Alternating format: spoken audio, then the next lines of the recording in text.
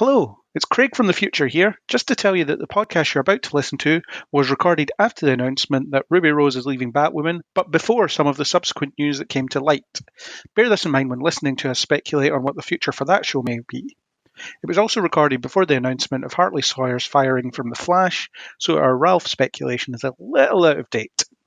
You can chart the Batwoman news through the subsequent Batwoman, Supergirl, and Legends of Tomorrow podcasts, with the Hartley Sawyer news being discussed on the Legends of Tomorrow podcast. Isn't time travel fun? Now back to your regularly scheduled programming.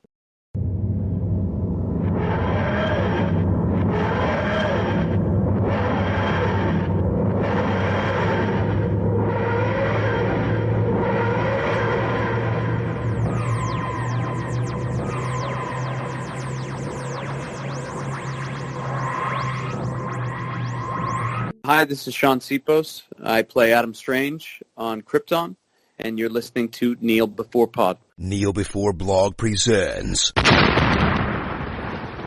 Kneel Before Pod.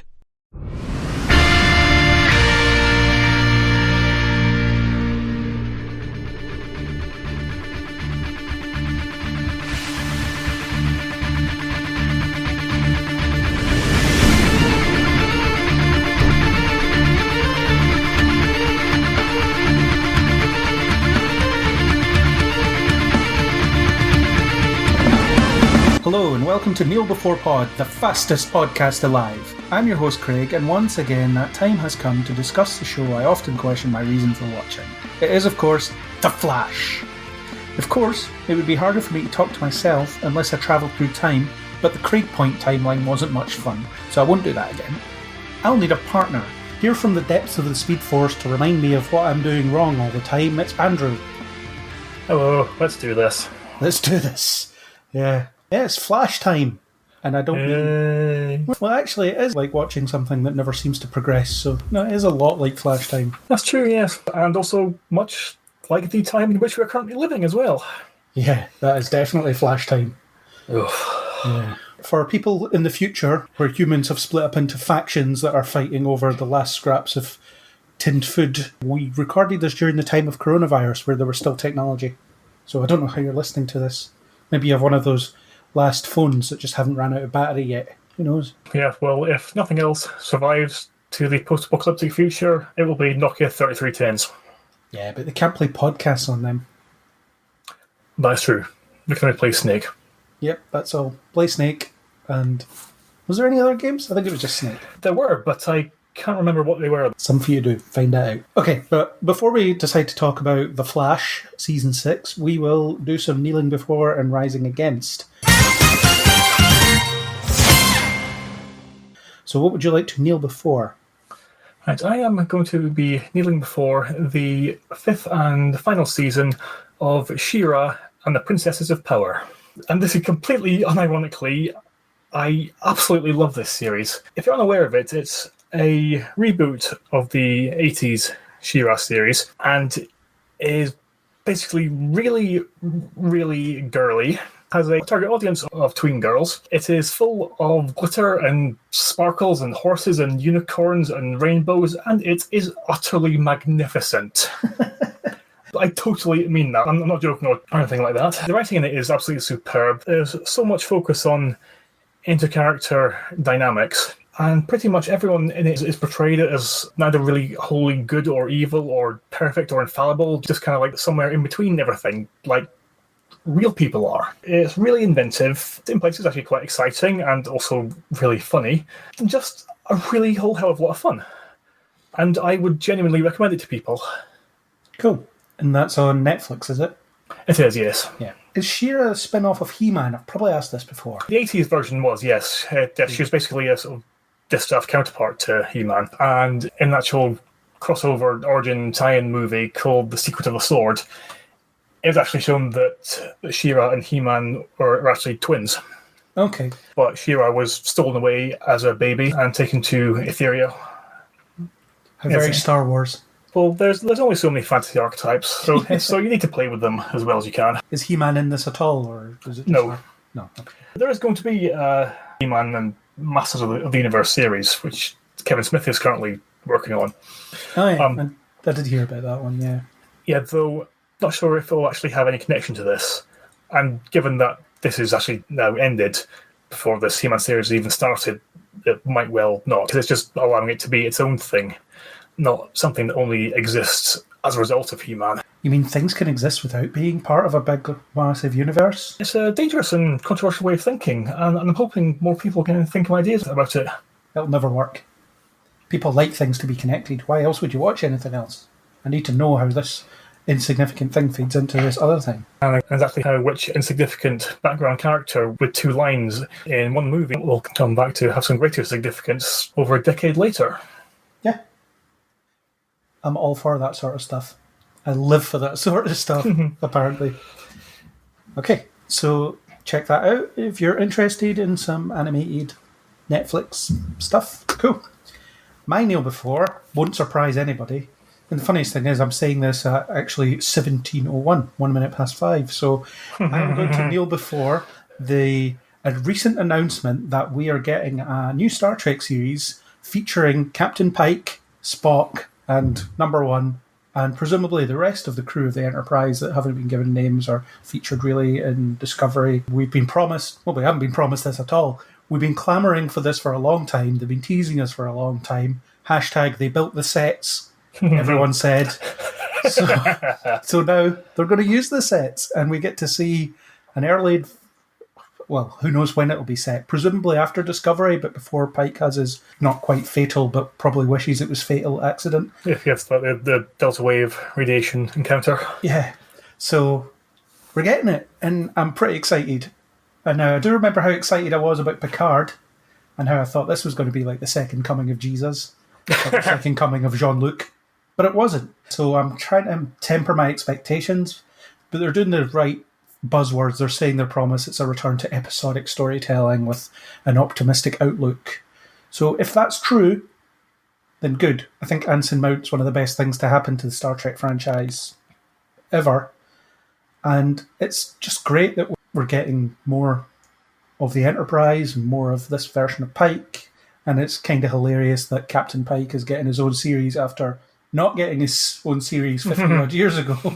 Yeah, I'm totally with you on this one. I think it's fantastic news because I also absolutely loved Anson Mount as Pike. He was a great interpretation of the character. I loved how he fitted into the last season of Discovery, and I think that him getting his own series of adventures on the Enterprise that aren't beholden to the requirements of anybody else will be something to really look forward to. Yeah, definitely. So we'll keep watching the space to see what they actually come up with. But it's an exciting time to be a Star Trek fan. And I think Picard proved that I'm not going to like everything. But I shouldn't like everything, Maybe I should. Or, yes, I want this franchise to conform to what exactly I want from it. In the case of Picard, I would have liked it to just conform to what it was trying to be rather than whatever it turned out to be. But that's a whole other podcast that we already did. Yeah, well, isn't that what being a fan is? Just a ceaseless litany of unrealistic expectations and bitter disappointment when it doesn't conform to every single tiny minutiae of your demands of what it needs to be. I mean, that is a take on fandom. I don't think I would like to subscribe to that particular take myself. I'd like to think that I can be surprised and I cast off this purism that some people get stuck into. I actually have no real expectations for this Strange New World series because I still don't really know what the old Star Trek format looks like on a modern TV setup. I mean, Discovery sort of flirted with a episodic sort of thing with a serialization behind it in its second season. Picard was just a 10-hour movie, as they kept saying, and so on. So what does a purely episodic look like in this era of television? I'm honestly not sure what the last purely sort of episodic thing I ever watched actually was. The closest thing I can think of off the top of my head was a few years ago there was this series called Intelligence that had Josh Holloway from Lost as a CIA agent with a neural chip in his head that could control technology, and it was teamed up with Secret Service agent Megan Ori from Once Upon a Time. And the episodes of that were fairly standalone. But, yes. But if you watch things like CSI or whatever, they would be in that mould. So yeah, I think a lot of police procedural stuff is kind of like that, but in the more genre sphere that we're a lot more focused on. It's usually far more arc-driven nowadays. Yeah, and I don't think this series will be arc-driven in the sense that the Enterprise is on one mission and it takes them 12 weeks to get it over with. What I think the serialization will be is the character interactions and the relationships that develop over the course of the series. But every episode will be, the Enterprise goes to this planet and does this, or they respond to a distress call from this damaged ship and stuff happened, and Spock ends up arguing with someone in engineering for a bit, I don't know.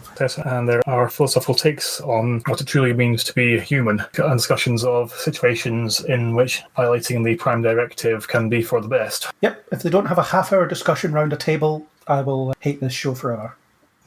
Because that's what Star Trek should be, damn it. Yep. Sitting around a table with PowerPoint. It's what we need. It's what we deserve. Maybe it is what we deserve. It's a thought. Anyway, about to turn this into a Star Trek podcast, which may not enamour some who have come to hear us talk about The Flash, so we will move on. What would you like to rise against? Right, I am rising against the quite surprising news that Ruby Rose is going to be leaving the role of Batwoman, and that in the second season the part is going to be completely recast, but aside from that, carrying on as normal. Yeah, a weird one. It seemed to come pretty much out of nowhere, and yeah, I'm quite disappointed by it, because I think that she did brilliantly in the role of Kate, and over the course of the series completely made it her own. So for whatever issues that she's been having behind the scenes, which everyone is being noticeably cagey about, they must have been quite serious for her to just decide to pack it in after so short a time.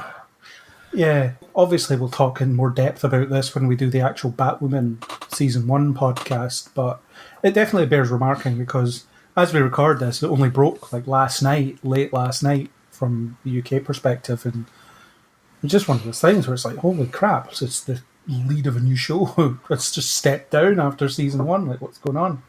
But Batwoman is kind of unfortunate as a new show because it got mired with the production issues caused by this coronavirus thing, so it didn't even get its full season. It just shut down at some point, and we don't really know how it's supposed to end. But I think the writing could be on the wall for this show because I don't think it can really recover from a recast like this. And when you think back to the other Arrowverse shows, I think that they owe a large amount of their success to the fact that people have engaged with the cast more than anything else. Yeah, in particular Stephen Amell, who's constantly interacting with fans over social media. Their affection for him as a person, as well as the character of Oliver, is part of what made the show such a success. Yeah, you haven't really heard a peep from Ruby Rose since the show started, though. Actually, no, you're right. I know she left Twitter because people reacted in the way that people react when she was cast. Yeah, but that's Twitter. Twitter is a roiling hellscape of a site that you shouldn't use, but again, you'll have to. Yeah, and I kind of thought that when she was cast, she might have been a little bit too famous for the role. I mean, I know she hasn't done a great deal, but she has a kind of bit of pedigree behind her, doesn't she? In terms of roles that she's done in the past, Orange is the New Black and so on. It seemed to be a good get for the lead of a CW superhero show, whereas if you look at previous Stephen Amell, who was that guy? Grant Gustin, guest star on Glee, you know. Melissa Benoist was in an episode of Homeland. Yeah, but she also was a regular on Glee for a couple of seasons, or one season. Oh, yeah. I never actually watched it. I've not gotten to that point yet, but I do quite like Glee. It's a very strange, guilty pleasure, and I would recommend it. Not enough to kneel before it at this point, but yeah. Jane Lynch is funny. So I haven't got to the point where she appears, but it's going to be weird because, again, we'll talk in more detail about it, but it's going to be weird to just watch someone else wander in and be like, "Hi, I'm Kate." And yeah, because the only time I can think of where a show probably survived its lead being changed unexpectedly was Spartacus, where the guy playing Spartacus, Andy Whitfield, actually died of non-Hodgkin's lymphoma. You can't do anything about that. Yeah, it was in the recast with Liam McIntyre, who you might remember as the guy who played Weather Wizard on The Flash. And for the first few episodes of season 2 of that, it was really weird seeing him there because it was like an imposter that people were for some reason not reacting to. So they didn't wink at it at all? They just forged ahead? Not the slightest. They did do a prequel series to it, which the character Spartacus wasn't a part of. Well, it looked like Andy Whitfield was going to recover. But then when he actually died, then they thought, like, no, you've actually got to do this. And then I brought a new guy. And incidentally, in the auditions for it, Stephen Amell was actually down to the last 3 for the role. Okay. How different the world could have been. Yeah. I know that they recast Lethal Weapon, the TV show, because the guy playing Riggs, I think, is just not a very nice person, so they got rid of him. Yeah, I remember reading that, but I'd never watched the show. Yeah, me neither. But I think that killed the show. People just weren't interested after that. It did also happen with Altered Carbon, though that's actually an organic part of the show itself. Yeah. Because the whole point of the setting is that people are able to transfer the consciousness in between bodies. Mm-hmm. So yeah, you can recast and they can be the same person, and it's fine. And in the novels that series is based on, the main character, Takeshi Kovacs, he's in a different body in each book. Mm-hmm. Yeah, so having someone else take over the role is actually kind of following canon. Yeah, or you've got the obvious things like Doctor Who. Yeah. Where, again, it's part of the DNA of the show. Exactly. Which originally was brought around due to necessity, but then became an integral aspect of it. Yeah. And I think if in Supergirl they decided to recast John Jones, it'd be easy enough. Because he's a shapeshifter. I'm just not going to wear this face anymore for some reason. Because maybe I decided that looking like a bigoted cyborg murderer is maybe not a good look anymore. Yep. Although that seems to have fallen by the wayside, so that's fine. Yeah, but they could crack it out as an excuse if it were necessary. Yeah. But to hear more of us talk about the Batwoman recasting, listen to the Batwoman podcast, which may or may not exist by the time you listen to this. I don't know, because I'm at the point before it's edited, and you're listening to it at the point in the future where it is edited. It's a great future where things are edited. I want to be there right now. What is time anymore? What is time? Time is, who knows. So we'll talk more about that at that point, but it sucks, and there's clearly more to it because her statement is about as cookie cutter as it gets. So we may never know until she appears on Michael Rosenbaum's podcast in like 2 years and talks about it. Sounds about right. Because I'm sure that Stephen Amell said things on that podcast that he really wasn't supposed to, or that people wouldn't like the fact that he said. But he said them, so what are they going to do? Fire him? Exactly. Yeah. Okay, so my Rise Against is a bit different. It's going to be another Scream film. Do we need another Scream film? Like, what more is there to do? It's a send-up of the horror genre, and it was clever enough for, 2 and a bit of them? The first 2, I would say, are good. Yeah, the first 2 are fantastic. They're like brilliant send-up of slasher movies. Yeah. The third one, it wasn't as good as a film, though it did conclude the story well enough and poking fun at the idea of film series retconning details in order to make things seem more thought out in advance and more clever than they actually are. Then Scream 4 was just unnecessary. I haven't seen the fourth one. Well, the reason that one exists is because they decided it was time to have a send-up of slasher movie remakes. But it had the same pitfalls of a lot of series whose heyday was quite some time ago and that now attempting to modernise, in that they seem to believe that just having a cast of recognisable young faces and references to contemporary technology and apps and how people act on the internet is enough to update it and make it feel like it truly exists, which it didn't. It was bare minimum of social commentary.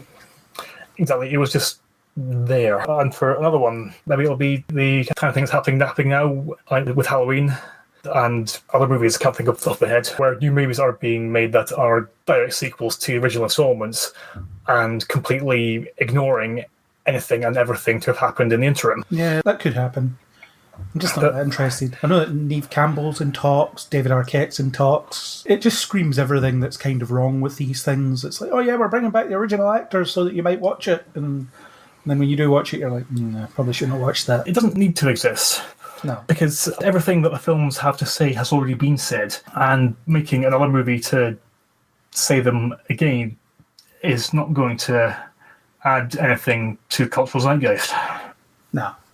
And I watched the first episode of the TV series, which I thought was trash as well. Oh, it is. It's completely trash all the way through it. Yeah, I didn't watch any more. But I remember the bit in the first episode where they talk about, you can't adapt slasher films to TV, there's not enough there. And then they spend the rest of the episode proving that they're right. Yeah, it's like, oh my god, aren't we so meta? Yeah, it's like that joke in X-Men Apocalypse where they say, the third one's always the worst. And then they go and ahead and prove it over the next hour or so. One thing that a lot of writers don't seem to understand is that acknowledging your the faults and pointing out mistakes that you've made doesn't actually make up for them. Yeah. It just shows that you are aware of what you've done wrong. Yeah. And you've not bothered to work hard enough to rectify it. Yeah. Acknowledging your dumb thing and then doing that dumb thing doesn't forgive the fact that you do that dumb thing. Precisely. Yeah. Okay, so that is that. Some stuff in there that people can check out or look forward to or not look forward to, as the case may be. But we shall move on to our featured topic. The Flash recently finished its 6th season, slightly earlier than expected, which is, I suppose, unfortunate, or maybe fortunate.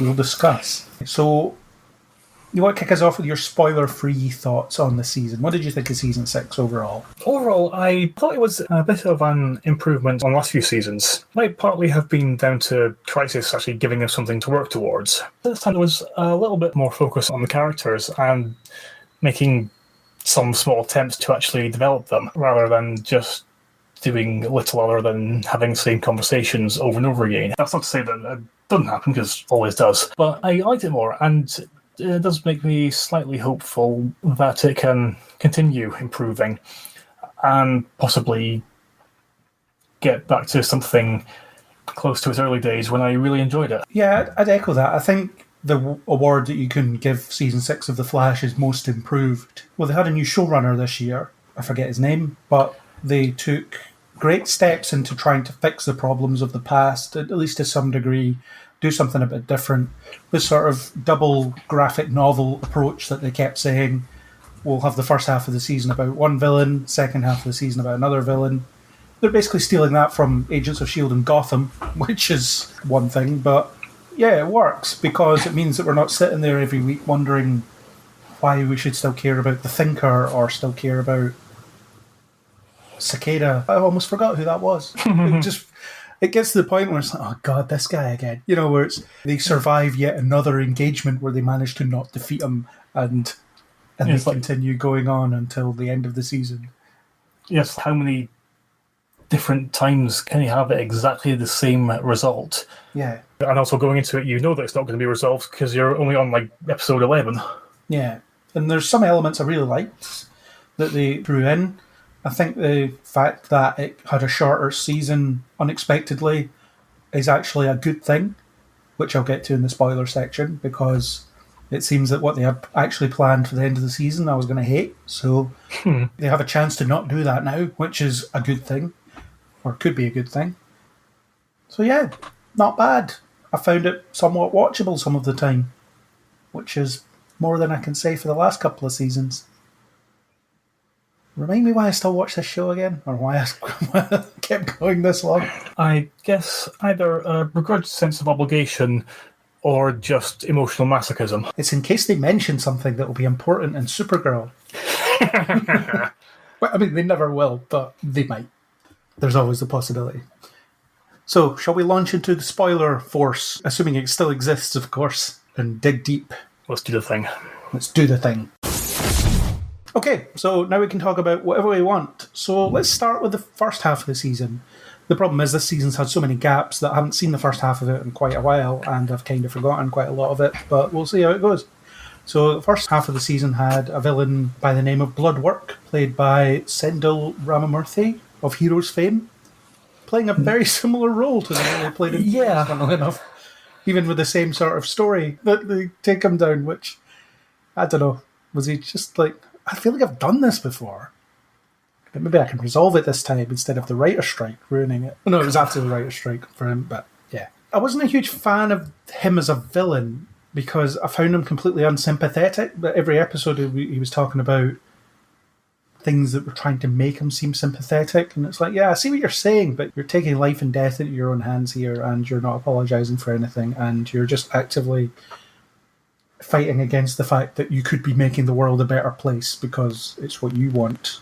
So it doesn't really work. Yeah, I'm pretty much of the same opinion. And it seemed like he was a villain that they didn't really bother to develop that much because they knew that he wasn't going to be around for very long. And because everyone knew that Crisis on Infinite Earths was going to kick off halfway through the season, then everything that involved him had to be wrapped up in a comparatively short number of episodes. And because of that, they didn't really bother doing much with him, other than having just constantly spouting the same trite villain declarations that we've seen a score of times previously and never get any less boring. Yeah, and the thing is, I think Crisis was a double-edged sword for this show and for the other ones, to be fair, because it's almost like waiting to get to the fireworks factory. It's like we just have to put up with this first half of the season before we can get there. But I did like that they tried to tie it into the whole Barry's going to die story by having at least the temptation that he might not have to if he gives in to Ramsey's offer to, merge their powers, and it'll give him the power to control life and death, which potentially lets him survive Crisis. I mean, it ends up being pointless. And if you want to know more about that, listen to the Crisis podcast. We're not really going to talk about it here because we've already done it.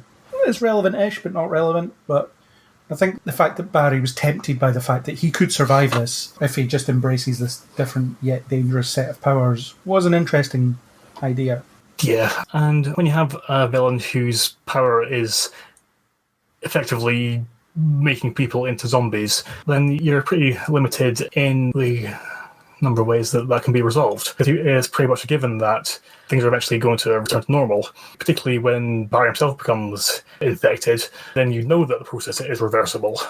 Yeah, the episode where Barry was stuck in the sort of mind space and got shown this is what the world could be like if you embraced this power, and it's where he runs into the scene of an accident and he's too late, despite the fact that he's the fastest man alive. He's always too late, but he's able to bring the dead person back to life. You can see why that would be tempting. And then when he does embrace it because he rejects the Speed Force for reasons, because they've manipulated him and stuff, and I think that's an interesting idea in itself. But as soon as that happens, it's like, well, this is definitely no better. You're like a mindless zombie, and just look at you. There's black tendrils everywhere, and you've got like fangs now. It's really off-putting. Why would you want this?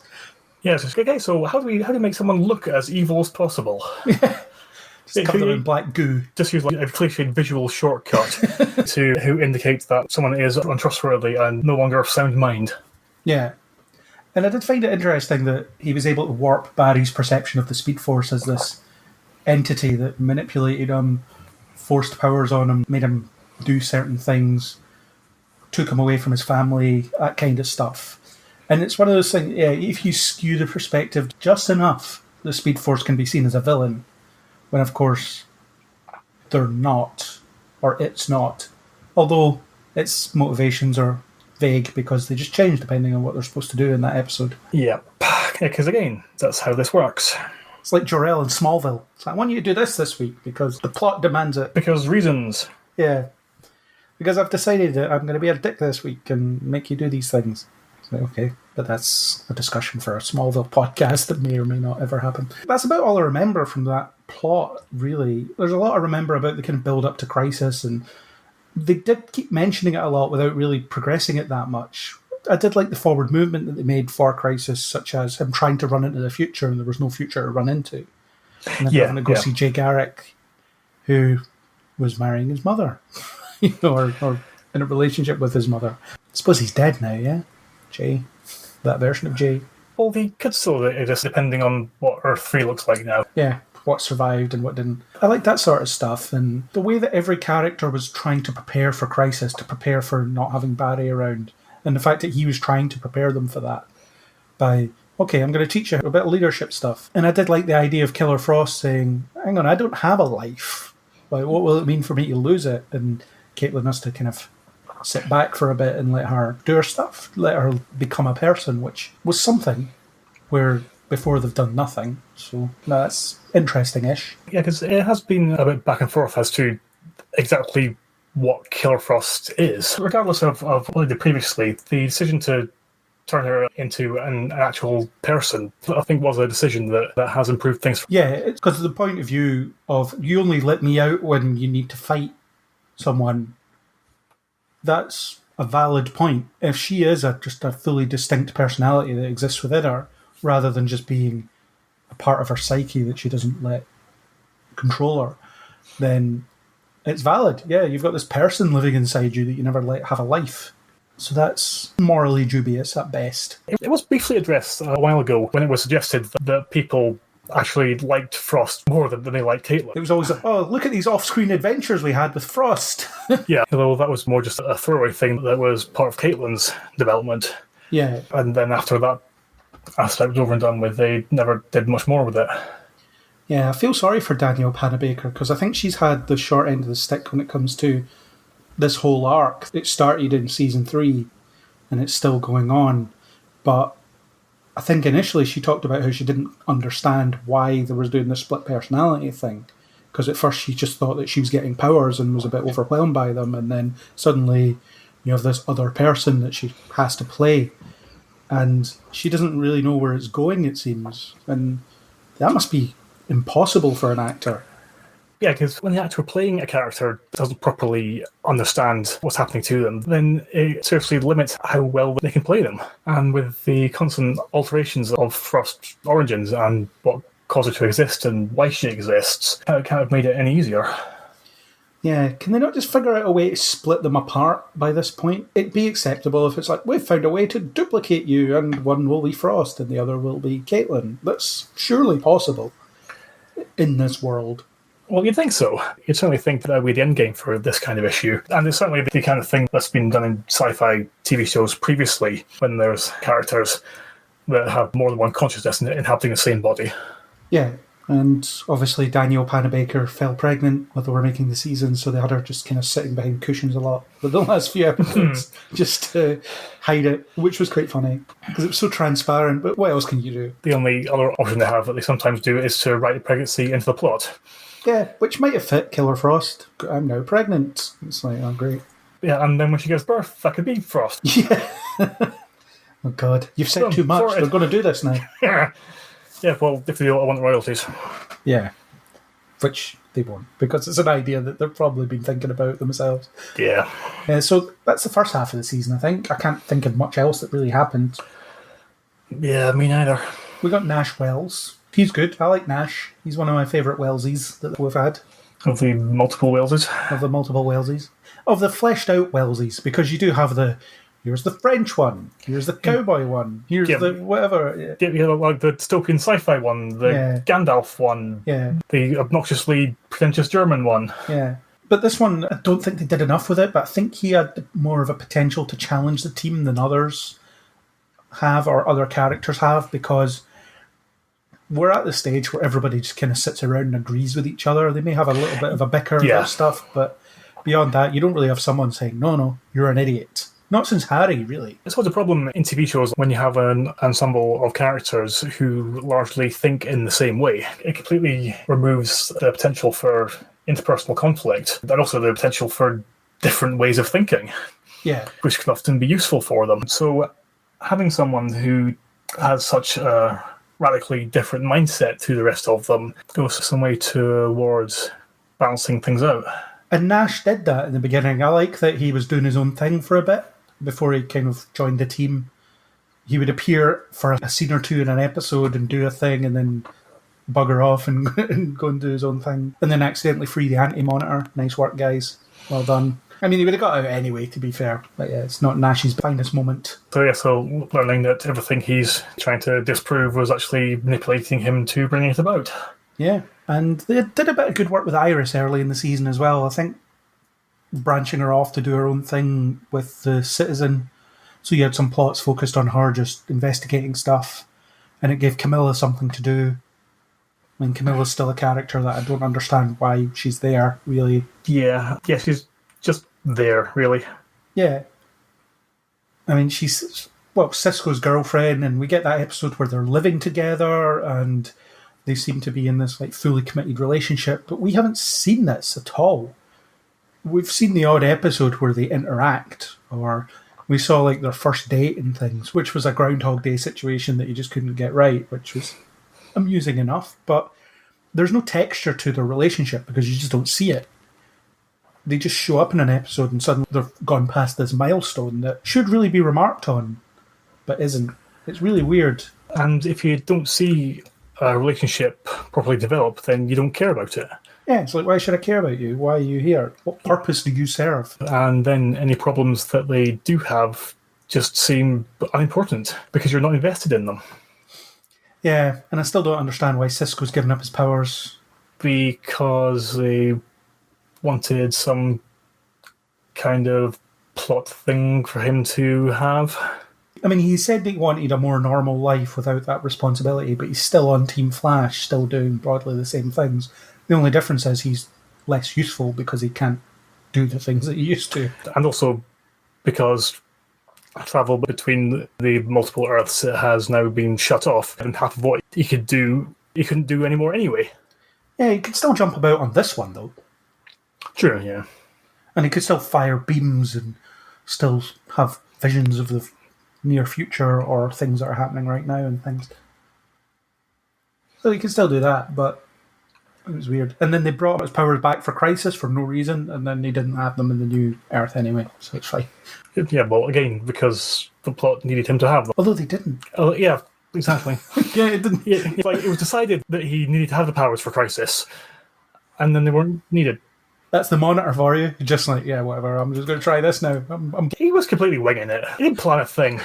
He does show up in the first half of the season with portents of doom, but who cares? I'm just trying to think of anything else that happened in the first half of the season with the Bloodworks stuff. Nothing really too much. I don't think much more than what we talked about worth mentioning. Yeah. Still had some good Joe stuff, which was good. Seal is still there for some reason. Because they don't want to get rid of her, and TV and film writers don't seem to understand that there can be reasons for a character in a relationship with another character to not be there for reasons other than them having broken up. Yeah. Well, they did have Joe away because his back was not was healing. I've just taken this newborn child of ours away to visit Wally, and yeah. Yeah, because that totally makes sense. Yeah. It was weird. So yeah, let's move on to the second half of the season. I do have a better memory for it. The massive gaps in the season didn't help because things come back and you're like, what happened? What is this following up on? What's going on here? Yeah. Who are these people? But the second half of the season focused on a second stab at a villain that they made a complete hash of the first time. Mirror Master or Mirror Mistress, whichever we want to call her. Cisco hasn't named her yet, so we don't know. But Eva McCulloch, who is a gender-flipped version of Evan McCulloch. And yeah, I liked this villain. I thought she was very different to what's come before. Reason number one that she's different, she doesn't have a personal vendetta against Team Flash. So, yeah, I'm only going to fight you when you get in my way, which is, all the time. But I'm not interested in actually taking you down. You're not worth my time. I liked that her motivation was specifically focused on getting revenge on her husband. It made sense. And I like the fact that, what's his name? Carver. Joseph Carver was not a good person. And even when he went to Barry, etc. for help, he's still not a good person. So they didn't do this, well, I'm such a scumbag for these reasons. I'm just such a scumbag because I'm such a scumbag. That's what I am. And I'm not going to apologise for it. And then you have this dilemma about, does Barry still have to save him? Yes, he does, because he's a hero, and he doesn't get to choose who lives or who dies. But is he worth saving? There's that dilemma. It's interesting. It's one of the more interesting things they've done in a long time. That kind of moral ambiguity is about as new as it's been in ages. And it actually seems quite surprising that they're still capable of it. Yeah. And then the season just ends with, okay, I've killed my husband, I'm now in control of this company. If you get in my way again, there'll be consequences. Otherwise, I'm just going to leave you alone because I don't care. It's fine.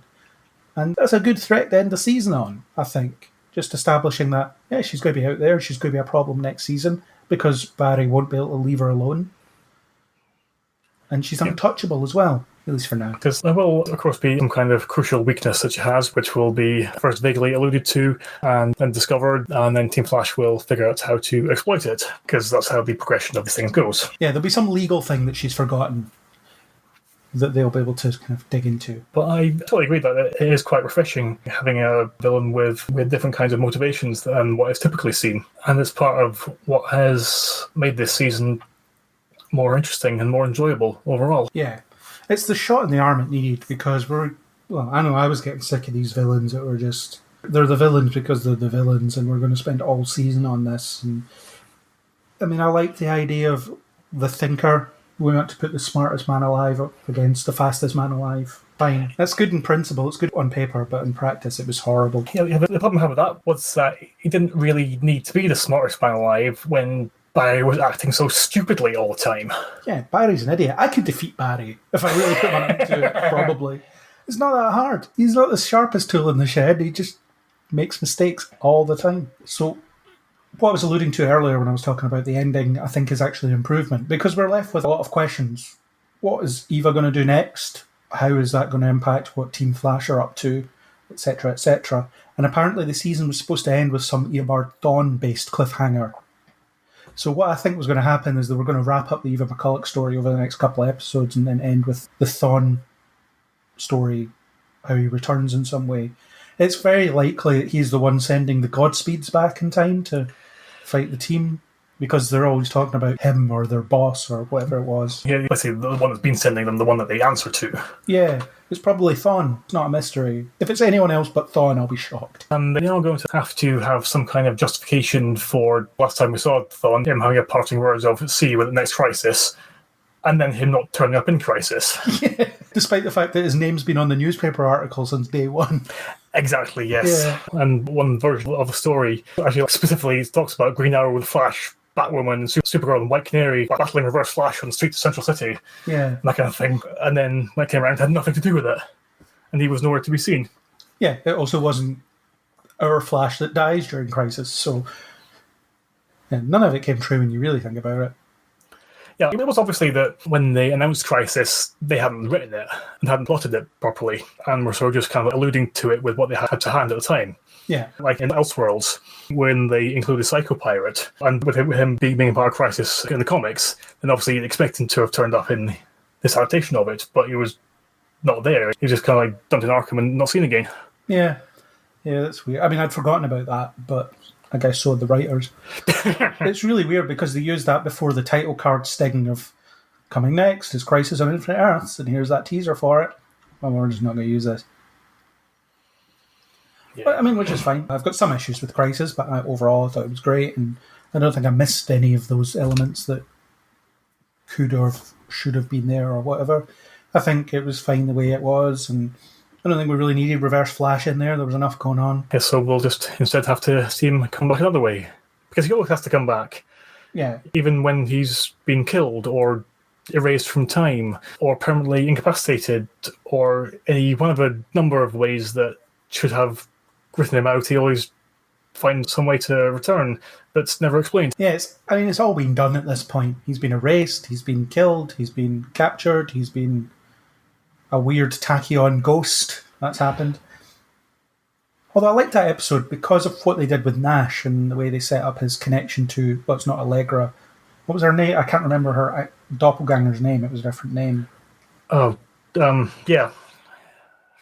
Whatever it was. I can't be bothered looking it up. Yeah, Allegra's doppelganger, and the fact that she was essentially his adopted daughter and he took her on adventures and got her killed. And it was very predictable that that was what was probably going to be it, but I thought it was really interesting, and I liked seeing that side of Nash, and the way they used Thawne in that episode was good because it was different. It wasn't just he shows up and runs around for a bit, and then Barry sort of fights him to an impasse, and then he says, "I'm off, I'll see you later," and then runs off. Because that's what he does now, or that's what he was doing. That's basically the Crisis on Earth X ending, what I just talked about.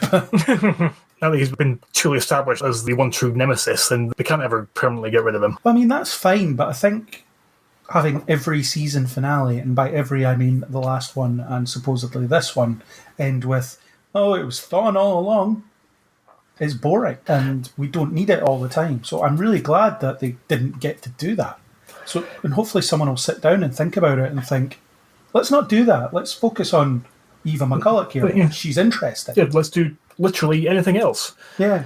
Yeah, because it's a similar kind of thing when Doctor Who always brought back the Daleks. Yeah, or the Master. Darth Master or the Cybermen. Yeah. Obviously, they're going to need to appear because they are iconic adversaries. Yeah. But they don't need to be there that frequently. The very fact that they are iconic villains means that they don't need to be in there all the time. Yeah, and every time they appear, they don't have to be the be-all and end-all. They don't have to be the end game. They can just be a nuisance for a week. Precisely. I mean, the Reverse Flash relationship isn't something they've really done a lot with, actually, because obviously Season 1 established this long history between Eobard Thawne and a future version of Barry, or a future alternate version of Barry.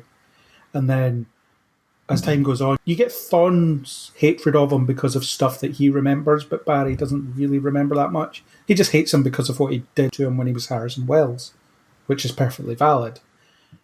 But that century-spanning connection doesn't feel all that strong, at least from the Barry side, and then you never get that much from Thawne's side because he's always just in and out. Because it's just added as a motivation and not something that is ever going to be really developed or investigated or delved into so that we, the audience, can understand it better.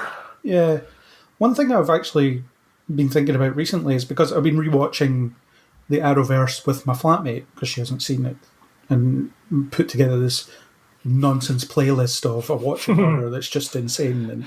And watch The Flash for 3 episodes, and then you can go watch Legends for a couple of episodes, and then go back to Arrow for a couple of episodes. It's a really novel way to watch it, actually. It's interesting because you are getting different shows all the time, so you're never getting kind of stuck into a particular rhythm, which is an advantage and a disadvantage, especially now since I'm at the stage of Season 3 of The Flash, which is horrible. But the other shows are good that season, so it's better. So it's not quite as tedious as it was before. Plus, I know what to expect, which makes it easier to swallow. But one thing I was thinking about was, way back in Season 1, when you see, obviously, the initial fight between Thawne and the future alternate Barry in the house, when Nora Allen is killed. That version of the Flash has never been explored at all, because presumably that's a version that's probably closer to what the comic version is, in the sense that he's a self-made hero, he's learned his powers, mastered his powers, understands how time works and all that stuff.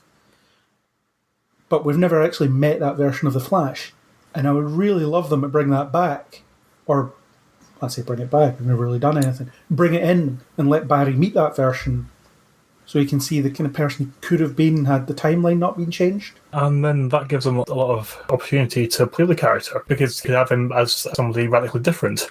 Yeah. And possibly someone less heroic and compassionate and a bit colder and more determined, maybe. Well, it could be interesting because he would be maybe a bit more of a loner, because there would be no team behind him, potentially. Although he would still have Iris, I guess, which is one thing. I mean, the version of Crisis that we see in the newspaper has to involve that version, surely. At least the version of the newspaper in the first episode. I assume so, yeah. Though, given how frequently the timeline's been mucked around with, I honestly don't think it's something they're giving much consideration to. No, there's zero thought put into any of it, which is really annoying. Especially at the point I'm at in Season 3, I'm sitting there trying to think it over, and it's like, why am I even thinking about this? They haven't. Why am I? So there's that problem. But that's something that's untapped that I'd like to see. Maybe you could have an episode that focuses on that version of the Flash, and it is about his rivalry with Thawne and how that comes about, how that grows. I don't think you could do that in one episode. I don't know. Maybe you could do it Arrow style and just have it be like a mini-series within the series itself. Have they had an episode titled A Tale of Two Flashes yet? No, the Flash of Two Worlds. That was an episode. That's what I'm thinking of. Or the Once and Future Flash. That was another one. I would actually quite like that as a structure. Let's see the original version of the Flash that the show promised in its first season. And I don't know, they feed it in some way. I'm not sure how, but I think it would work, because it would give us something different, and it would help us understand Thawne a bit better. And it's just an interesting alternate take on what Barry could have been had his mother never been killed. Yeah. Yeah. It's a thought. But anyway, back to the season that we're talking about. Oh god, there's so many tangents.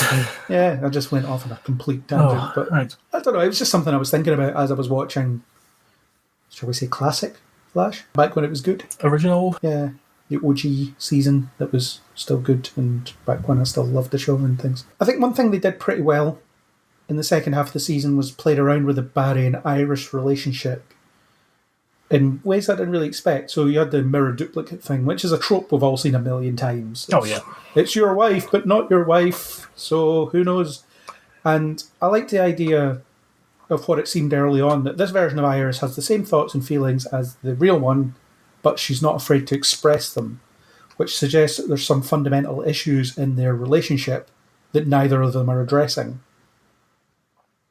That could play in when the real Iris returns, because Barry will be thinking about, did you really mean all these things? Do you really think I'm suffocating you? Do you really think I'm too controlling? Do you really think I'm too overprotective? That kind of stuff. And the real Iris could just be like, yeah, now that I think about it, I do think those things. And these things do bother me. And we should discuss that. Actually have a conversation and not just leave someone with dismissive rejoinder as I storm out the door. Yeah. Because I think if they don't do that, then the whole mirror duplicate plot is pointless. Oh, absolutely, yeah. Because ultimately it hasn't led anywhere. It hasn't informed their characterization in any way, other than the fact that they really missed each other and they're really happy to be reunited. Yeah, which is the kind of thing that you would just take as read and not something particularly special. Yeah, and the thing is, they can have problems and still be functioning as a couple. You know, not every problem is, we must break up over this. Well, given how a lot of relationships are written, you'd be surprised for thinking otherwise. Yeah, I mean, it's always the case. They did try and do the couples therapy stuff, was it in season 4, but it was more played for laughs than actually anything serious. And yeah. It didn't resolve anything, I don't think. It was more they were just adjusting to the fact that they were working together, which was not easy, I guess, for them, but do you need to go to a therapist about the fact that you work together and it's not easy? Probably not. Yeah. And another thing which I'd mentioned to you previously was once Iris returns from the mirror world and establishes that the version of her that replaced her was effectively like her, but so much more brash and unconcerned of people's feelings and dominating and controlling. And while she was behaving like that, then it never crossed anybody's mind that she might be an imposter, even though there's been a multitude of ways thus far shown that metahumans can impersonate people. And so that will, not that will, but that could lead Iris to consider, well, is this really how people see me? Is this really what they think of me? Do they really think I'm that kind of person? Yeah. And I did like when Barry finally realised, after he'd been kicked out, and everyone just thought he was a crazy person because he was going about it the wrong way. And I think they'd actually engineered it quite cleverly because they'd had a long period of time where Iris wasn't interacting with anyone really outside Camilla, Allegra, and Barry, and Joe as well, here and there. So Cisco wasn't in a position to notice. Caitlin or Frost wasn't in a position to notice.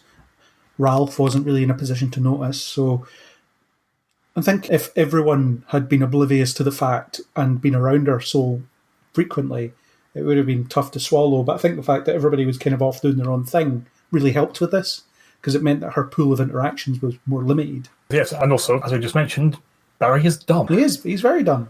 Yeah, he kind of always was a bit weirded out and found it a bit strange. But there's so many things they could do with this, and I've got a funny feeling they're not going to do any of them. Yeah, I'm kind of suspecting that myself. Yeah, just because wasted potential is the one thing we can rely on from this show. Yeah. I mean, there's one thing about it that they could really do, and I think they did it especially well in Buffy, was in season 4 when Faith took over her body. Spoilers for Buffy season 4, if you care. If you don't want Buffy season 4 spoiled, skip to some time index, I don't know. It depends how long it takes me to say this. Yeah, so spoilers for a show that aired about 20 years ago. Yeah, it's fine.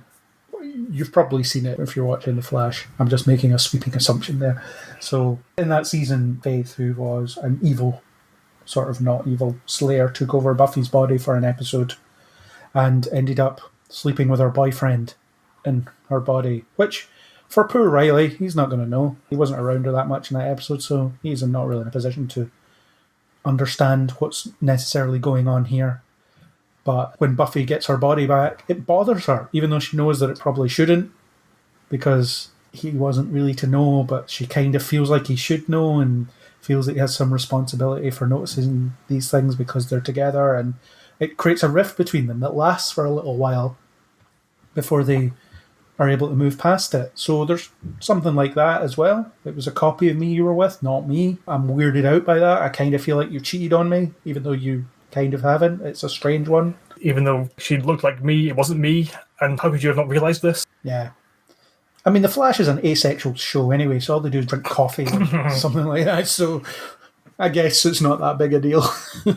We could be intimate, or I could write this story that I'm not writing. I'm just sitting around talking about writing a story, which I can relate to be fair. I spend a lot of time thinking about things that I should be doing and not doing them, such as editing podcasts. Well, that's the problem of responsibility that you've given yourself. You don't feel like you're letting anyone down when you don't do it. So, Except for yourself. You're sitting there 4 hours later. You're like, I could have edited that podcast by now. it's like, I could have had this done now and not have to do it later. Yeah. One day I'll learn. I don't know when. I'm like Barry, I'll never learn. So, yeah, there's a lot to play with there. And I thought they did it really interestingly. And there were some bits that I quite enjoyed where Barry would be upset and Joel would be like, come on, Iris. He's upset again. He's always upset. You need to go and speak to him. And she's like, oh, yeah, no, I'll go do that. And then she speaks to him and gives him the platitude he needs to hear. And then they move on with their lives. It's just an interesting spin on, here's what we always do. There's going to be a conversation in a corridor, but it's a reluctant conversation because fake Iris doesn't think it's necessary. Good stuff. And I really do hope I'm wrong about the fact that they're going to ignore it in the future. Yeah, me too. So I'm not holding my breath. Yeah. So who else we got? We've got Sue Dearborn, who finally gets introduced. And she was a real breath of fresh air, I thought. I thought she was great. She's the shot in the arm.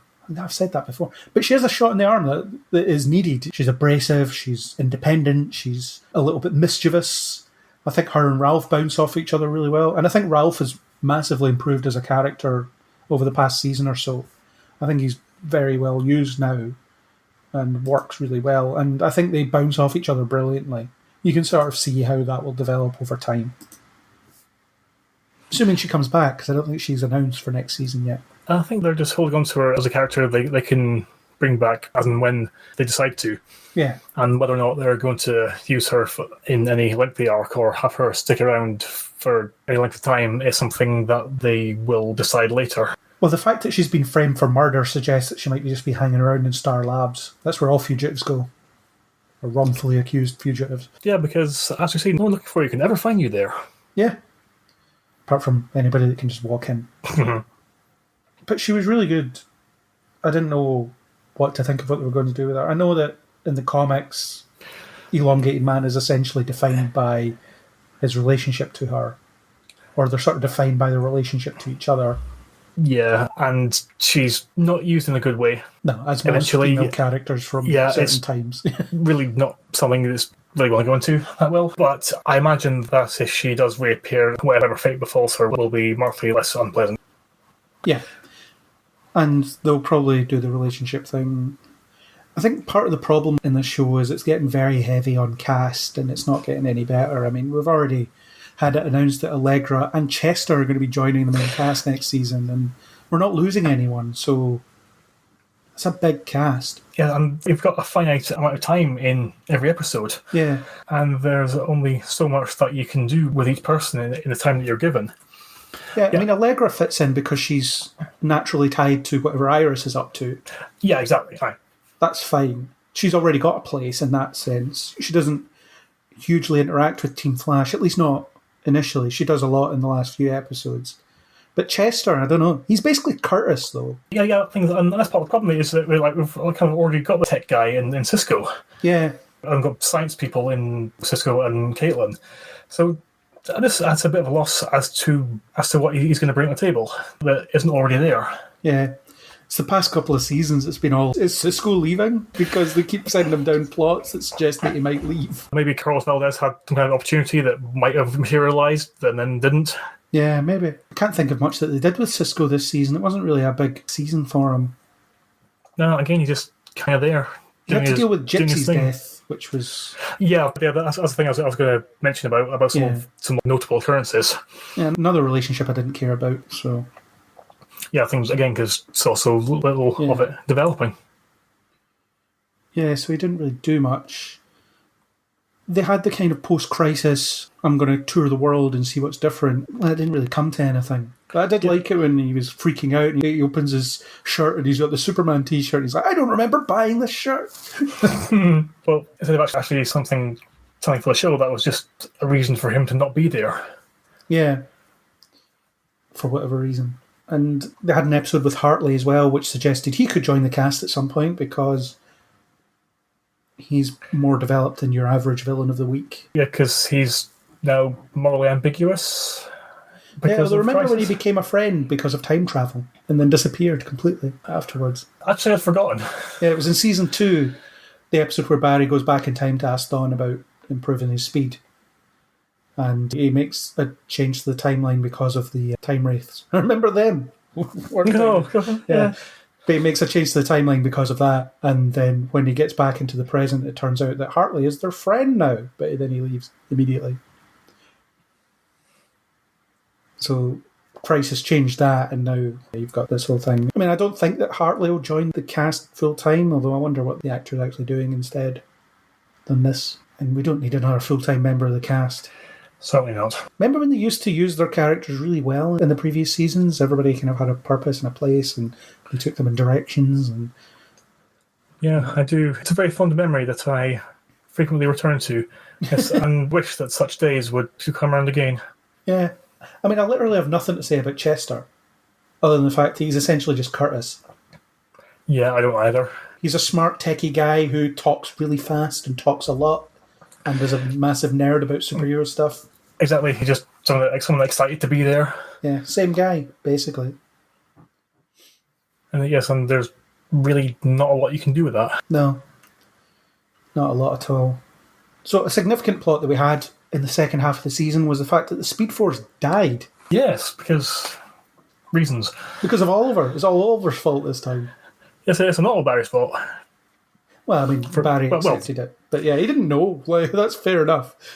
He didn't know that the Spectre energy was going to destroy the Speed Force. So, and it turns out that random forehead tap actually was a real thing and not just some of the powers in you the whole time moment. Yeah, so that's good. But I was shocked that it happened because, knowing this show as I do, when Wally showed up and then they found out that the Speed Force was dying, I kind of expected them to have it fixed by the end of the episode. But no, it's a thing that's ongoing and is having consequences. Yeah. Remember those? Yeah, I know. And I think it worked wonders for the show itself because it added tension to the action sequences that we haven't seen in a while. Because most of the time Barry just almost loses because he's stupid or he doesn't use the powers that we know he has. It's like if you used flash time in every encounter, you would never lose because no one would know what you're doing. Exactly, and there hasn't been any justification as to why he hasn't been or why he can't. Yeah, but now there is. Because he has a finite amount of speed in his system, and the fact that it sort of gives out randomly when he's running, that's good. Because again, it adds extra tension. And it's adversely affected when he's too emotional. Yeah, which is all the time. Exactly, yes. I like his little watch that just glows red when he's too upset and things like that. That's good. Danger! Yeah. The one thing about it is we never quite get a clear sense of how much speed he actually has. Yeah, well, I think that's just because it's however much the plot requires him to have at any given moment. And it's not exactly something which can... Well, it's something that can be numerically quantified, but not in the heat of the moment, though.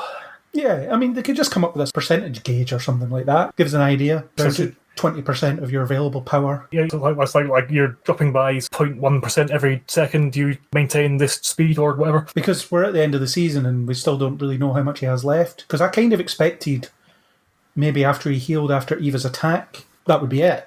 Yeah. But it's not. He still has a little bit left. And I'm hoping the artificial Speed Force that they're building will have some far-reaching consequences as well.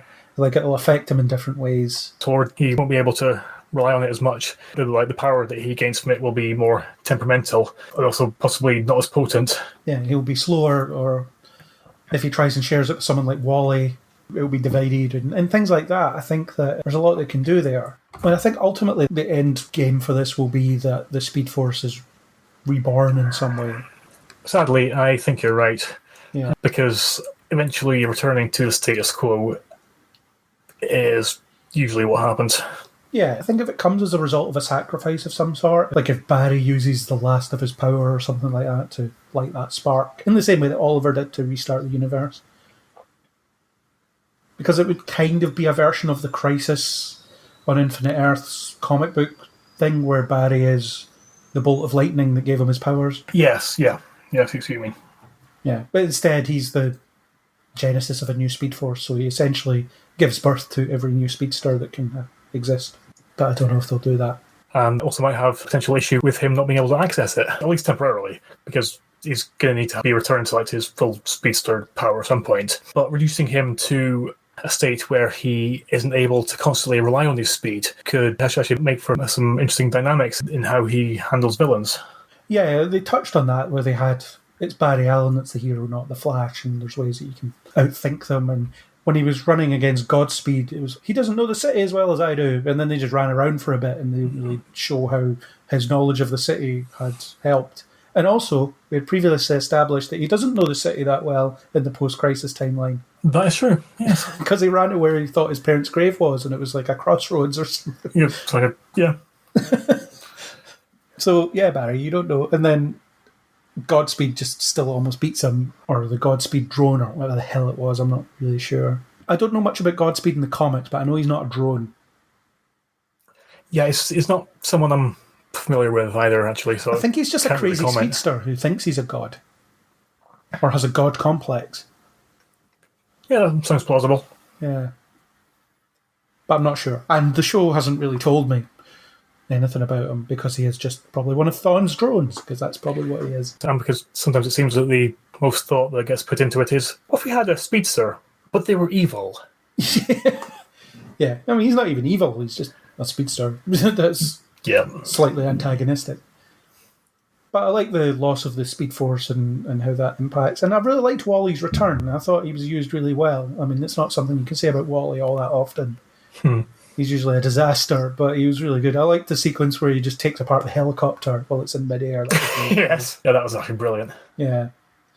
And then he shouts at Barry and then immediately walks back because it's not very zen of him. Yeah, I wonder what Keenan Lonsdale's is going on in his head, because I know he left because he just wanted to concentrate on his sense of well-being or something like that, or that's what he said. But it was good to have him back for one episode. Still haven't answered whether Jesse's alive yet or not. That's a shame. I don't think whether or not they've decided if the multiverse is ever going to get opened up again. Oh, it'll happen at some point. I mean, like you said, you have to return to that status quo. It'll be when they do Infinite Crisis in like 5 seasons' time. Yeah. And then they'll do Final Crisis in another 5 seasons. When Grant Gustin's like, how have we had 16 seasons of The Flash? We've beaten Supernatural's record somehow. We've had 9 seasons of Batwoman and she's been recast 4 times. Yeah, it was an interesting plot and I didn't expect it to come to anything. And if you think about it, the Flash did die in Crisis in a sense because the Speed Force dies and that's the source of his power, so there might be no Flash eventually. I suppose, yeah. So it did come through just in a less literal sense. Yeah, that means Nora can't really exist, at least not in that way. That's true. It was a shame because I liked her. Yeah. They kind of forgot about her quite quickly. The first couple of episodes of the season, they were like, oh yeah, Nora's dead, and that's a shame, but don't worry, she'll be born eventually, maybe. So was there any episodes that really stood out to you over the course of the season? The ones that you remember, for one thing? Or any sequences within episodes, I suppose? One big one, just as you previously mentioned, is the episode when Gypsy was killed. Just because it seemed to come out of nowhere. And it was just, there's this like sudden meaningless loss. Yeah. Which is quite unusual for a show like this to have, and especially when it wasn't reversed somehow by the episode's end.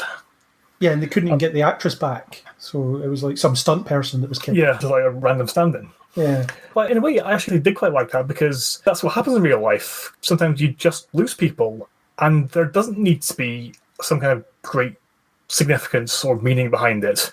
Yeah. When they're there and next they're gone, and then all you can do is just try to carry on afterwards. Yeah. And it isn't something which is acknowledged all that often, and I quite like seeing them deal with it. Well, I kind of think that each of the Arrowverse shows, and I think we'll touch on it in different ways as we work through them, is they have been approaching how people handle grief in sort of infinite combinations, which is great. Although I think The Flash has that tendency to be, it's all they talk about.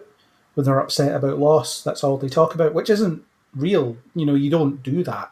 It doesn't occupy your every conversation all day, every day. You discuss other things. You focus on other things. You try and find other things to do. Because you have to find other things to think about and focus on, because if you didn't, then you'd drive yourself insane.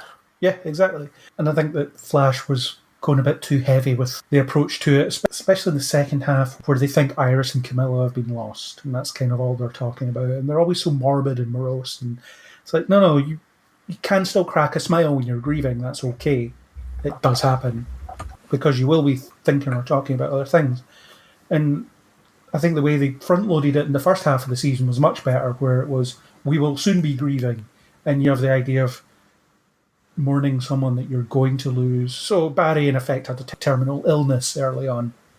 And it's a shame, even though it would have killed the show, that they can't follow up on that, or they couldn't pull the trigger on that, because it did get resolved, which was necessary, but also disappointing in that sense, because I think they did a lot of great work with everybody preparing for the fact that he wasn't going to be in their lives anymore. Especially Joe. I think he had a really great scene with Barry where he's like, I'm not ready, and kept going with that. But it was an interesting approach, because obviously the fact that someone's going to die in some weird time-travelling, universe-ending struggle is not something that very many people can relate to. But the fact that someone knows they're going to die and knows roughly when it's going to happen, that is real. And that happens all the time. And then in dealing with it, as you mentioned, it's not necessary to constantly be morbid about it. Yeah. It's not like feeling a positive emotion while you're grieving is a betrayal of the person that you've lost. Yeah. But that seems to be the unspoken implication.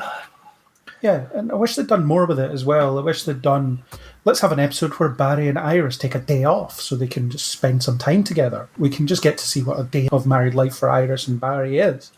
Because you don't really get that sense at all. Because they're always just working together on the next problem. So it's like I said, it's that texture thing. You don't get any texture to these relationships, which makes them hard to invest in. Yeah, and so for Barry and Iris, just members of Team Flash is all that they are, and all that they are together, which is really not the healthy basis for a relationship. Yeah, and if there is more to it, then show us that there's more to it. Yeah. Yeah. Because that's one thing Supergirl does very well. They do game night. They go and do karaoke. And these are scenes that aren't plot-focused. It's just them having a good time together because they like being around each other. Yeah, they sit on a table drinking in a bar, just having conversations. Yeah, simple as that. And that's something Flash could do a lot more of, for sure. It's kind of the more it gets better, the more there are still lingering issues. I thought the Joe witness protection plot was rubbish because he goes away and then he's back a couple episodes later and you don't really see what he's doing while he's away. Why doesn't Cecile go with him? That doesn't make any sense. Again, it's just like that plot requirement thing that isn't ever properly justified. Yeah. But how good would it have been to have a subplot where Joe and Cecile go off and they do stuff while they're in witness protection? Yep, and I'll see them operating a bakery in some small town in Omaha or something. Yeah. Yeah, it'd be fine. Be something different. Be something good to see. So I do think they need to focus on the fact that Team Flash have personal lives because they don't seem to have personal lives, which is limiting. I mean, Arrow has that problem too, or did have that problem. Well, it was a bit more justifiable in Arrow just because everyone on that show was so serious about everything all the time. It's like just nobody ever switches off. Yeah. Always need to be ready and focused to meet the next danger. Yeah. And in Legends, you're always seeing them goofing off. That's literally the entire what show. they do. Yeah. They're goofing off for a bit and then they stumble into a mission and then that's it. Or the mission is them goofing off sometimes. It's like, we've got to do this mission, but it doesn't have to be boring. It doesn't have to be like serious. We'll just have a bit of fun with it. A recent episode where a stag party for Ray turned into a mission to save the works of Shakespeare from being turned into superhero stories. Yeah. And we'll definitely talk about that when we do the Legends podcast. Hell yes, we will. Yeah. So in terms of notable episodes, I can't really think of any specific episodes that I thought, oh, that was really good or that was really bad. So it's a bit of a middling approach. It was very watchable for the most part. I think some of the action sequences were quite good, particularly in the last episode. I don't know whether the editors just had more time than usual and just decided to go nuts and shove in all the panels. Yeah, I thought that was great.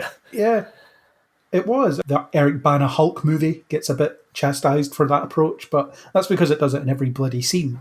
I think as an isolated sequence, it works really well, and it helps you keep track of the moving parts. There's just so many people involved, but it's fine because you're watching 4 panels at once. Exactly. So it stops there needing to be so many quick cuts between perspectives and characters. Yeah, so you could follow it. It was fun.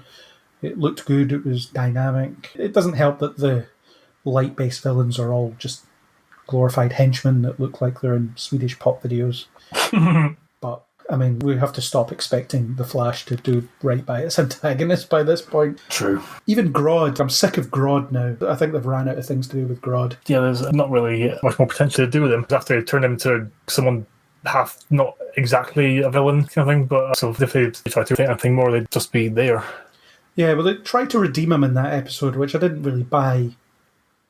And then it was another Mindscape thing that they had to escape from, and I don't know. The novelty of how good the special effects are on Grodd has well and truly worn off by this point, I think. Yeah. I mean, yeah, they look good, okay, but can we actually get something interesting with them? Although they have suggested that Gorilla City is on Earth Prime now. I'd like to do something weird like they do in the comics, you know, where there's a meeting of the United Nations, or whatever they call it in DC Comics, and there's a gorilla just there representing its country. That's the kind of stuff I want to see eventually. And I think they've got the potential for that, because Earth Prime can be quite weird. And also been stated that Atlantis exists on this Earth. Yeah. But whether it's just another city that hasn't sunk, you know, that's probably what it's going to be. So you're not hopeful of them bringing in Aquaman? I don't think it's going to happen. I've been wrong before, but I don't think it's going to happen. And they've done Aqualad on Titans, haven't they? So they're not going to do it here. Yeah, they did, though he wasn't in it for very long. Yeah, but he was there, so I don't know. Might do Mira. I don't really know many other Aquaman characters that they could just chuck in. Certainly not ones attacking the villains, like Ocean Master and Black Manta.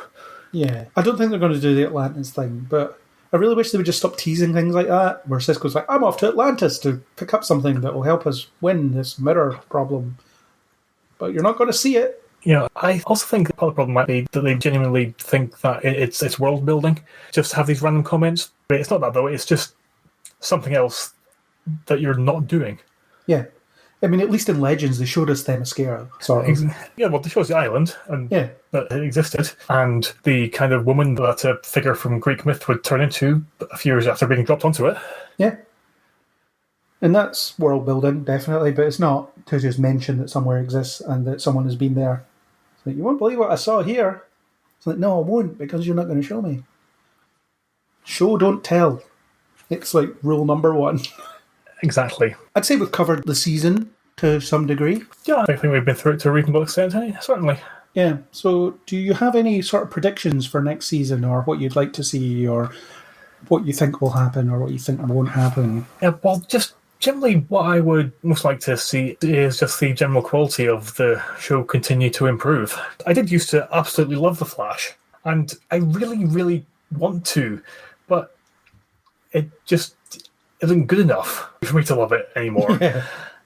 But I just want it to get back to that point, so it can be something that I look forward to watching, rather than something that I just have to watch as a necessity of keeping on top of things. That's the same for me. I think it needs to keep improving. I think they're on the right track.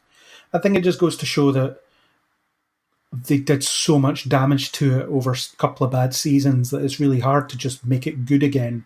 There's certain things you have to fix. And I think there's certain mistakes that they're still making that need to be ironed out. But if it continues under this level of quality and continues to sort of gradually improve, then at least I won't begrudge watching it once a week when it eventually comes back, which is next year at this point. Weird to think that yeah, we won't see any of this until 2021, and hopefully that will even be allowed to happen. Who knows? I mean, who knows what this is going to affect? But they talked about the fact that filming might change completely, so they might have to alter the way they do fight scenes or love scenes, which won't affect The Flash.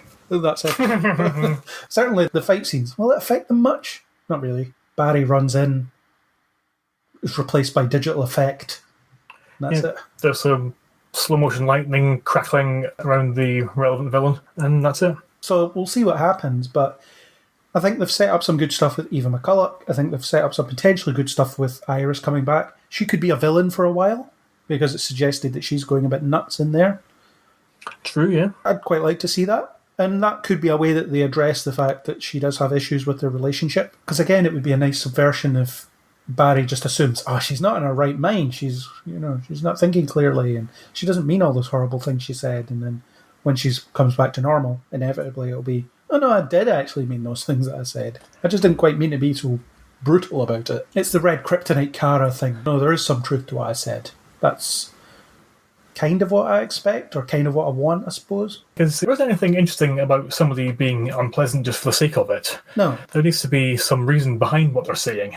Yeah. And there's some justification for it. Yeah, and the fact that we've always assumed that our relationship is perfect, the reality is that it's not, and we've been kidding ourselves. That's a legitimate conflict that can be easily played with. Yes, and everyone would love to see something like that. Yeah. Me too. Looks like we're going to get another Caitlin Frost family story, which I couldn't really give two craps about, to be honest. Yeah, I'm just kind of like waiting for that to be inevitably finished, so then whatever they do next with the two characters can begin, which will be more interesting than this. Or will it? Probably not. It's probably going to be the same. I remain in hope. Yeah. I want to see more Sue. Sue will be good. More Sue. Natalie Dreyfus is really good in that role. I'd like to see more of her. Yeah. Next season's a weird one, because this season was a weird one. So I think we're in a strange place televisually with most of these shows. Yeah, so it's going to be interesting to see what they do once they find out what they're able to do. Yeah. Watch this space. So, do you have anything final you'd like to say? Anything you'd like to see next season? Any final thing you think about this season? Just as a bit of a wrap-up. Just generally reiterating vague comments about being glad that this season has improved things slightly, and I just hope it can continue. That's succinct enough. I agree. I think this season has been much better than before. There's things about it that interest me. I got to the end of the season wanting to see what happened next, which is not something I've felt in a long time, especially at the end of a season of The Flash. So, well done, guys. You've managed to turn it into something watchable. Whoever is responsible. Whoever the new showrunner is. Is it Eric Wallace? Is that his name? That sounds right, yes. Well done, Eric Wallace, whoever you are. You've done a good job. And yes, you've managed to turn disinterest into mild curiosity. yeah, and I think next season there's a potential to be better than this season, because they don't have the spectre of crisis hanging over them for the first half. Yes. So you don't have to devote large chunks of time to building up something that maybe you have no interest in building up to because you've got other stories you want to tell. Yeah, because when one story that you're telling is ultimately beholden to the commencement of the next one, then you're always going to be limited in how much you can do with it. Yeah. And now that they're free of such restrictions, then there's the potential for them to do more interesting things. Oh, definitely. Yeah. And next season's crossover isn't even going to involve The Flash, as far as we're aware. They said it'll be Superman and Lois and Batwoman, but probably not now. I think it's a good time to scale back the whole crossover situation anyway, because every year it's been rapidly escalating, and now it's at the point where it's escalated beyond. Just beyond. Remember, the first crossover was basically the Flash and Arrow swapping, hunting Captain Boomerang and Rainbow Raider. And fighting each other in between. Yeah, and in a few short years progressed into countless universes being obliterated. Yeah, so it's escalation, and escalation's fine to a point, but you do have a whole universe now, especially now with it's one universe, and you can play around with different size crossovers, I think. And maybe they don't have to make a big deal out of the crossover if you're going to do that. You just have to build in some time for, I don't know, Supergirl to turn up on The Flash for a bit, or vice versa. Or like they were doing, to be fair, when The Flash started, it's like, oh, Diggle's in this one. That kind of thing. Jean's here this week for some reason. That's fine. And that's the thing, it often doesn't need to be anything more than that. Yeah. Because the simple act of having a character from a different show into your one makes it interesting in itself, because it creates a new dynamic that can be played with, and the reason for them being there can be played back and forth between shows. Yeah, and there are secondary characters that I would like to have seen meet at some point. What do Jean and Joe look like when they interact? That'd be an interesting one. I'm kind of still salty about the fact that Wynn and Cisco never met. That would have been fun. Yeah. So the side characters can do different things, because Diggle had a different dynamic with Barry on his own than he does when Barry's there during a crossover and so on. there's all these side characters that could have interesting interactions with different people if they just showed up. So, as I've said, Jean, yeah, he can be in Central City chasing up a lead on the detective agency that he totally has and doesn't neglect. Let's have Mary turn up, and I don't know, who could she interact with? Mary and Cecile might be quite fun. Yeah, that would work. Luke and Cisco, I guess. Or Cisco and Dreamer. Yeah. Because they're having like prophetic powers. Yeah, so they could do all these things. That's the kind of stuff I'd like to see. So, I guess we'll see in 2021 what this looks like. But for now, I think we can say we're quite happy with the fact that the show is getting better and there are things going on that are worth watching. So that's definitely worth something. It's worth a couple of pages in someone's book, I guess. Definitely. So on that note, I will let you go back to your own universe, assuming it still exists, or if it's still open, or whatever. Maybe it's the universe that isn't ravaged by a plague. Well, I'm peering through the portal and I can see sunshine, so hopefully it's still there. Yeah, well, with any luck. So thank you for being here, and I'll see you on the next one, the next DC Arrowverse show podcast that we do, that we may have already done in the future or in the past or whenever. Who knows? Can't wait. Can't wait. So that was our Flash Season 6 podcast. Thanks to YouTuber Neil Stenson for the intro music, and thanks to YouTuber Dagna for the outro music. If you enjoyed this, then why not subscribe on iTunes, Spotify, YouTube, or any major podcasting app? If you want to discuss the Flash, the Arrowverse, the DC Universe, or anything else, then why not reach out on Facebook or Twitter under Neil Before Blog, or leave a comment on neilbeforeblog.co.uk. As always, we hope you'll join us on the next Neil Before Pod.